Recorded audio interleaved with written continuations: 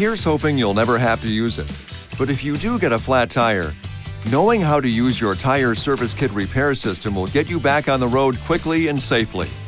A quick note though, for more detailed information, including where the tire service kit is stored on your vehicle, refer to your owner's information. Remember that roadside assistance may be available. Consult your owner's information for details. If you do experience a flat tire, pull over to a safe location and turn on your hazard lights. Position the tire that needs inflating so that the valve stem is located near the ground.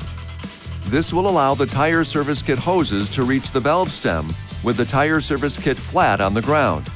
Place the transmission in park for automatic transmission vehicles or in gear for manual transmissions. Turn off the ignition and set the parking brake. Place the tire service kit on the ground next to the flat tire. Now, on the kit, push in and turn the Mode Select knob to the sealant mode position and uncoil the clear sealant hose. Remove the cap from the fitting at the end of the hose. Remove the valve stem cap and screw the sealant hose fitting onto the valve stem. Next, uncoil the power plug on the kit and connect it to the vehicle's power outlet. If your vehicle is equipped with a manual transmission, you'll need to put the transmission in neutral at this point. Go ahead now and start the engine. Push the power button on the tire service kit and the sealant should start flowing from the bottle through the hose and into the tire. Run the pump until the sealant stops flowing into the flat tire.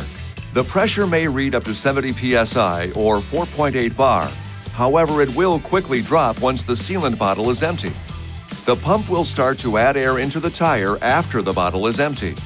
Continue to fill the tire to the correct pressure indicated on the tire placard. If the tire does not inflate to 26 psi or 1.8 bar within 15 minutes, the tire is too severely damaged and will need to be replaced. Do not drive the vehicle. Once the tire has reached the correct pressure, turn the pump off. Remove the speed limit sticker reminder from the top of the sealant bottle and place the sticker on the instrument panel. Disconnect the sealant hose from the valve stem and install the valve stem cap. Unplug the kit from the power outlet and place the kit in its proper storage location. The next step is important.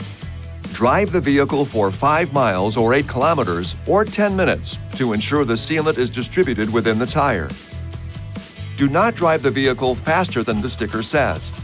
After 5 miles or 8 kilometers or 10 minutes, pull over again to a safe place to check the tire pressure using the tire service kit. Push in and turn the Mode Select knob on the kit to the Air Mode position. Plug the tire service kit into the power outlet and connect the black air hose to the valve stem. Check the tire pressure on the gauge. If the pressure is less than 19 psi or 1.3 bar, do not drive the vehicle until the tire has been replaced. If the tire has more than 19 psi or 1.3 bar, turn the power button on and add the air necessary to return the tire pressure to the correct pressure indicated on the tire placard. If the tire becomes overinflated, push the deflation button to reduce the tire pressure to the recommended level. Disconnect the tire service kit from the valve stem and install the valve stem cap. Unplug the kit from the power outlet and place the kit in its proper storage location. Be sure to have the tire inspected and repaired as soon as possible and inform the service advisor that the tire was sealed with the tire service kit. To replace the used sealant bottle, uncoil the sealant hose and remove the sealant bottle from the kit. Purchase a new sealant bottle available from the dealership and install it in the kit so the sealant hose aligns with the hose slot in the front of the housing.